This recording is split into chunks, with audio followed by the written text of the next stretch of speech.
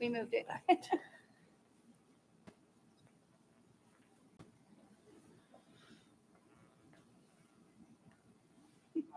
Allegiance to the flag of the United States of America and to the republic for which it stands, one nation, under God, indivisible, with liberty and justice for all.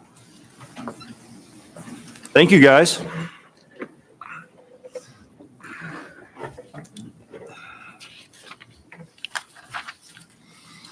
Recognitions and presentations. Okay, so we've got Dana's STEM group's going to do an Igloo classroom presentation. Okay, can you guys hear me out? Okay, if I step back. All right, in just a second, we're going to invite Dr. Burns and Ms. Herbert up here to talk about something really exciting that's coming to the district. But before they came up, they're not really good at bragging on themselves, so there were a couple of stats I thought you guys should know. We started the gifted program a few years ago. It was 2023. It was one of the things that was really negatively impacting our report card. We weren't hitting the numbers that we needed to hit. And so in 2023, when they first came on, we had 94 kids in the district that were identified as gifted. Dr. Burns came on first, and then Ms. Herbert joined her, and they started focusing on talent development, on bringing kids along that were close to being identified as gifted and talented. And as of 2026, our most recent numbers are 348 in the district. 323 of those are identified as superior call or specific academic ability. And we also have 60 students who are identified as gifted individual and performing arts, and some of those overlap. So they've been very, very successful with the tasks that they have being given. They're offering things. Our elementary gifted students now get foreign language as part of their instruction. They're running a 3D printing fab lab, and we're hoping to bring some of their students back to meet with you in the spring so they can talk about those things. But the thing that they're here to talk about today is the Igloo classroom, and I think it's really going to be something exciting for our district. Oh, and by the way, it's Dr. Burns' birthday. Happy birthday. Happy birthday. Happy birthday. Thank you so much. Thank you so much for having us here tonight. Dr. Burns, Mrs. Herbert. So the first part of your presentation is just some of the staff that Dana was just mentioning, and to give you a little bit more information about what we are doing and focusing on with our Gifted and Talented program in the district. And we really would like to bring the kids back in the spring and let them talk to you about what they're doing and what they're getting to experience. The third page has some of our logos. Chelsea and I really love logos and acronyms, so we name all the things. So it just has some of the programs that we're working on. Cavalier Quest is our primary school program. CAS Aim High is our new attendance incentive mission at CIS, and we're also going to bring stuff down into the primary schools we hope soon. But it is a student-run 3D printing program that gives an incentive for students to be in school all 5 days of the week.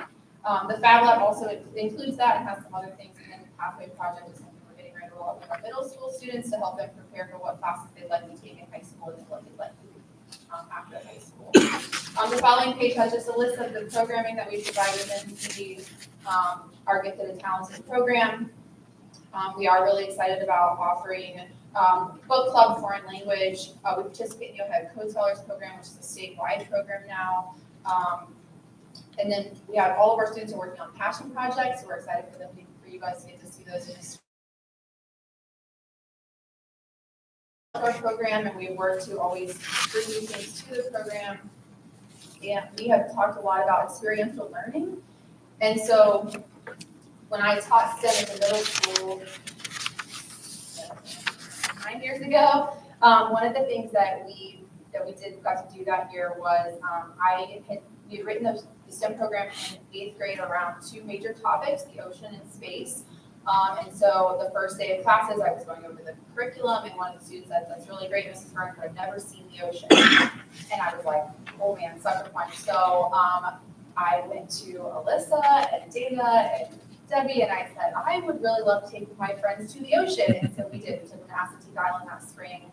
And I have and there's actually a picture in here of my 52 students that we took And so when I went to Ohio State and pursued my PhD, my focus was on immersive learning in informal settings and ways to create innovative instructional practice and student engagement. And so that led Mrs. Herbert and I to exploring the idea of an igloo immersive classroom.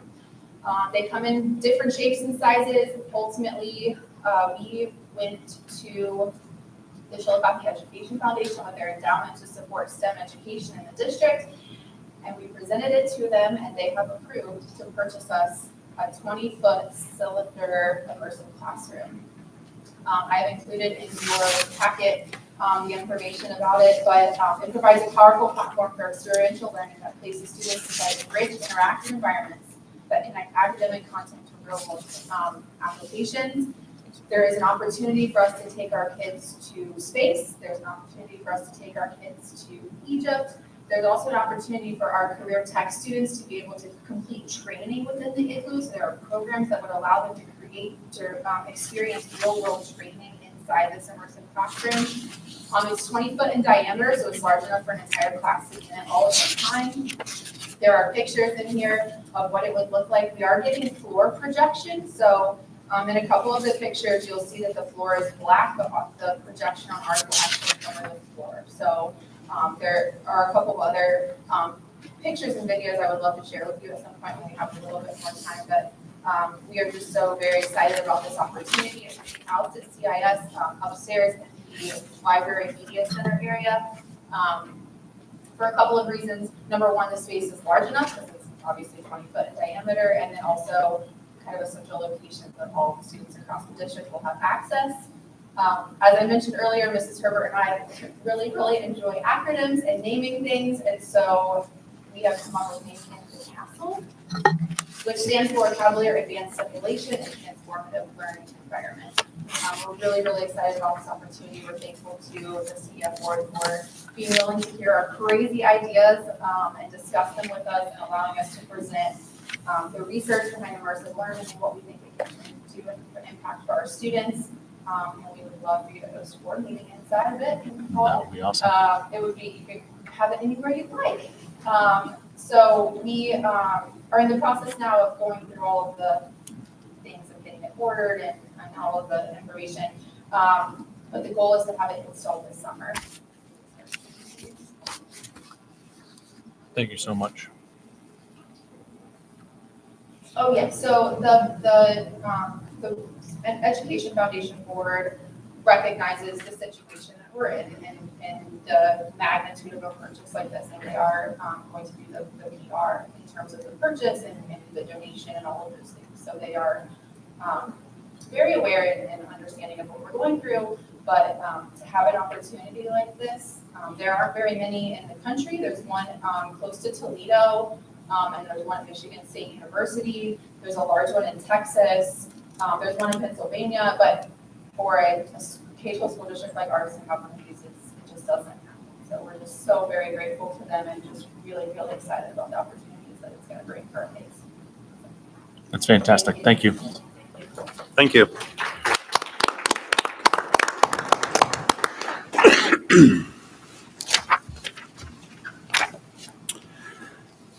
Welcome to visitors to this and all board meetings. The board desires citizens of the district to attend its meetings so that they become better acquainted with the operations and programs of the schools, and so that the board may have an opportunity to hear the wishes and ideas of the public. All meetings of the board are open to the public and the media. Do we have anybody? No. No? All right. Legislative update? Mr. Bonner? Thank you. Yeah, of course, there's a lot going on. And before I really got into everything we're talking about, kind of currently, or not everything currently, but the current things, I wanted to look back and just kind of impress the importance of education throughout this area and everything that's gone into it, kind of where we are today. Actually, the funding for schools started 18 years before Ohio actually became a state. The land ordinance of 1785, adopted by the United States Congress of the Confederation, which at that time was the governing body of the United States from March 1st, 1781 to March 3rd, 1789, divided the Northwest Territory into 6 by 6 mile sections for townships. Each township would be divided into 36 sections. Of course, each section was, 1 square mile. Section 16 of each township was almost the center of the township, a little bit northeast, was dedicated for public education. They could use the land, they could sell the land, whatever they wanted to do for that. So before the state was even a state, we had funding for our schools. It's how important it is. Now, I will pick up later and kind of fill in the gaps. For time constraints, I don't want to go through all 246 years, but I will fast forward a little bit to 1997, which was a very important year, little over 30 years, almost 30 years ago, DeRolf versus the state of Ohio. This was a landmark ruling. The state funding system was deemed unconstitutional. Almost 30 years later, very little has changed, although it has been upheld unconstitutional. 2 different appeals have both died. So even though we're told it's unconstitutional, it still continues today, basically the way it was in 97, a little tweaked, as we all know. The school vouchers, which now are currently being discussed, and there is a legal battle over, they have been ruled unconstitutional by a lower court. That is now in the appellate court. Both sides have declared they will take this all the way to the Supreme Court if they lose the appellate. It looks, and from a layman's perspective, which certainly is my perspective, that the appellate court will uphold the lower court ruling. Then it will go to the Ohio Supreme Court. But once again, in a layman's perspective, the Ohio Supreme Court will overrule the lower and appellate court and keep school vouchers constitutional. How long that may take, I wouldn't, once again, I'm a layman, so I wouldn't say. But the vouchers are in the news, and it's kind of big. Equally as big, something I brought up with school funding, and I think Mr. Garrett brought it up the other day, was the initiated constitutional amendment that is somewhat on the horizon for 2026. Now, only 18 states allow an ICA nationwide.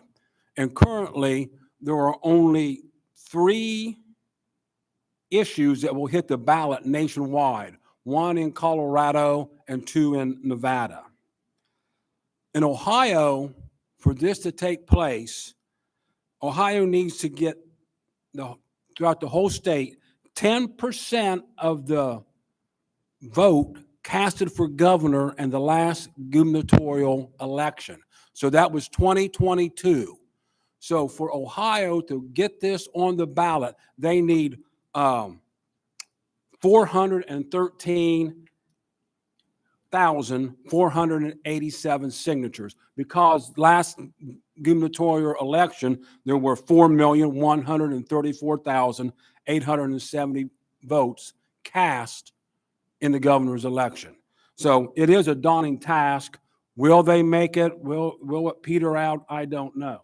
Now, it takes more than just that requirement of 413,000 some votes. Ohio has 88 counties. 50% of the counties have to be registered for this initiative to go on. So in other words, 7 or 8 of the very large counties just couldn't overwhelm the signatures and get it on the ballot. It has to be represented by half of the counties, which is 44. Now, to be represented, each county has to present 5% of the signatures, of the number of signatures that were cast in the gubernatorial race in 2022 for their county. So Ross County, if we wanted to be counted as one of the 44 counties to make the ballot initiative possible. This Ross County would need 1,140 valid signatures. Last gubernatorial race in Ross County, 22,790 votes were cast for the governor one way or another. And so 5% of that is 1,140. So once again, from a layman's perspective, and with a little bit of the School of Hard Knocks training with this, this is a very daunting task. It's a lot of signatures, a lot of valid signatures that need to be verified. Will it happen? I don't know. If it would pass, would it be deemed unconstitutional? I'm sure a court fight will be coming after that. But just wanted to get everyone kind of caught up to, you know, where we stand on that and how the school funding is going to be effective down the road. So if anyone ever has any questions behind this, please feel free to ask me, and I will send you directly to Nick. But if I can help you in any way, please let me know. Does anyone have any questions about any of that? All right, and thank you. Thank you. Sam's not here. Next is board action. Resolution to proceed with the proposition of an income tax. I don't really think I need to read the whole resolution, so. A motion on that? Motion. I'll second. Discussion? Roll, please. Mr. Spalding, Yes. Mr. Porter, Yes. Mr. Garrett, Yes. Mr. Bonner, Yes. Mr. Wade. Yes. OSBA annual membership dues renewal. So this was added on after last discussion, so. I got a motion on that. Motion. I'll second. Discussion? Roll, please. Mr. Garrett, Yes. Mr. Porter, Yes. Mr. Bonner, Yes. Mr. Spalding, Yes. Mr. Wade. Yes. Treasury reports and recommendations. Yeah, I'd like to recommend A through D.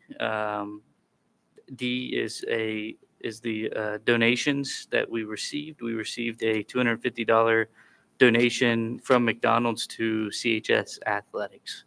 So Motion? Motion. Second. Discussion? Roll, please. Mr. Spalding, Yes. Mr. Porter, Yes. Mr. Garrett, Yes. Mr. Bonner, Yes. Mr. Wade. Yes. Superintendent recommendations? I'd like to recommend A through F. And I had uploaded, or no, I emailed you all a document on the change to the grade bands for the buildings next school year that we had spoken about back in December. I didn't know if anybody had any questions on that. I wasn't privy to that, so. But I did look over the attachment you sent out. So Mhm. Okay. what is, can you give me an idea what the savings would be on those grade bands? Well, it's roughly personnel. It could be upwards of about 200,000. There'll be some reductions. I saw where you said Yeah. paraprofessionals and Yeah. administrative. Yeah, making some moves there. And then I don't know what the total revenue will be yet through working with the ESC. We've got a couple more meetings to go Okay. to kind of iron all that out. Thank you. Got a motion on that? Motion on that? I'll second. Discussion? Roll, please. Mr. Garrett, Yes. Mr. Porter, Yes. Mr. Bonner, Yes. Mr. Spalding, Yes. Mr. Wade. Yes. And then the review of the Yeah, those board Policies. policies are just for review, and then next month we'll vote on those.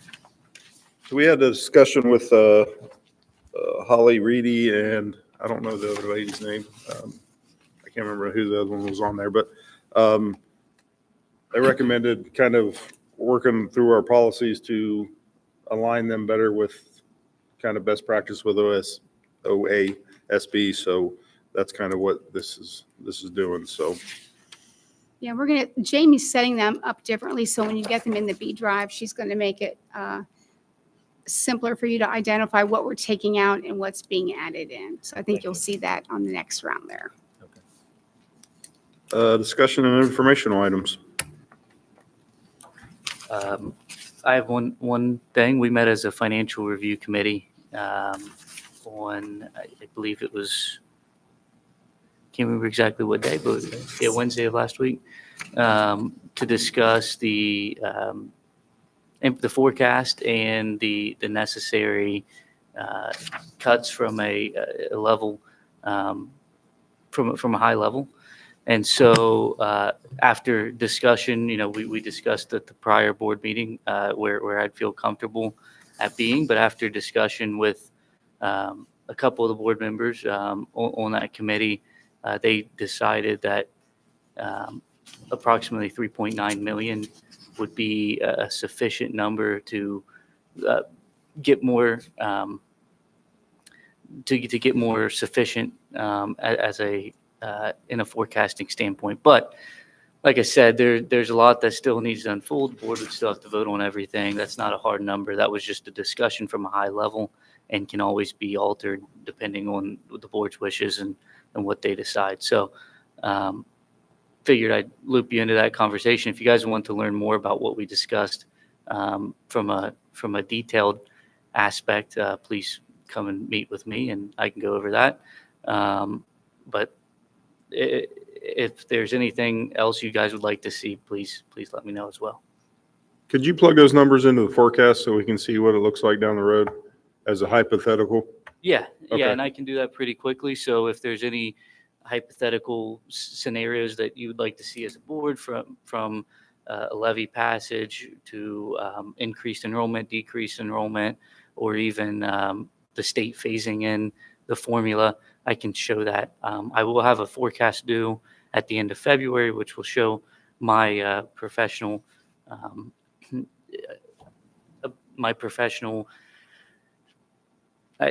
where I think we're going to end up, essentially, based on all the data that we're seeing today, based on what I think the state's going to do, and all of the other things that we've been working as a district to put in that forecast. That will be included in the February forecast, but I can definitely model anything that you guys would like to see.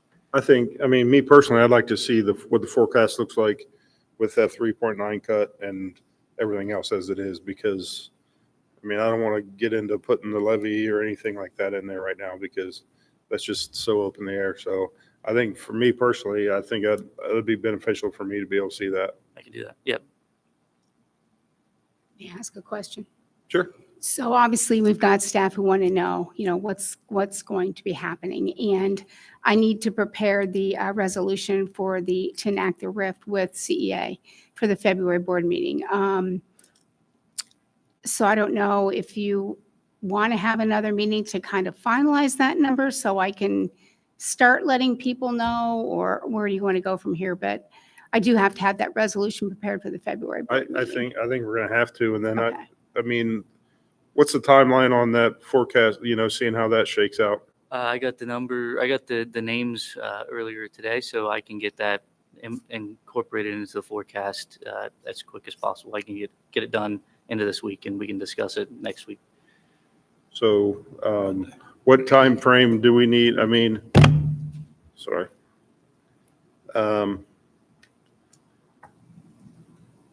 When would we need to have this meeting to give you time to get that resolution done? So I have everything together. I just need to plug numbers, positions in there. So if we could do that at the regular February meeting, if we could have that resolution on the agenda, that would be ideal. So we need to meet sometime next week to approve the final number?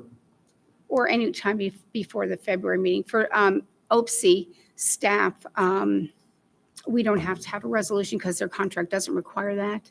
And we did do that initial workbook approval with positions in December.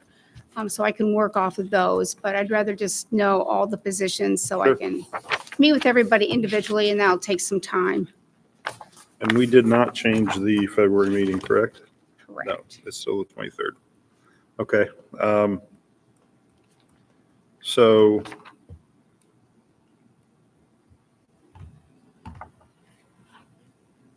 well, we can figure this out through email or whatever, right? Yeah. Okay.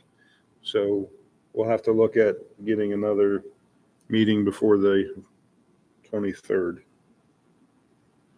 So we'll figure that out, email or Do you text think or you need to something. get everything together I need this week and I can be prepared.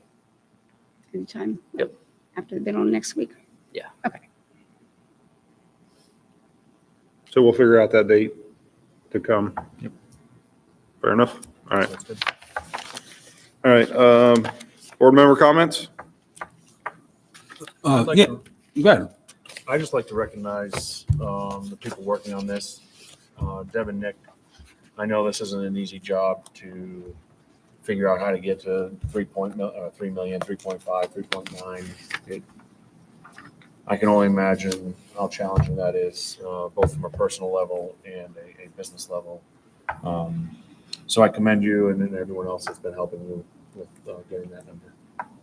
Ellis not and easy. Kathy have been also very, very helpful with Yes. putting this together and just kind of working through all the conversations.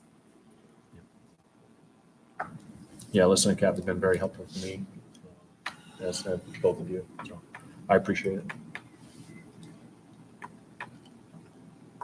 Now to piggyback off of Mr. Bonner. Mr. Bonner, we have 70, I think in the last census, 77,000 people in Ross County, 44,000 registered voters.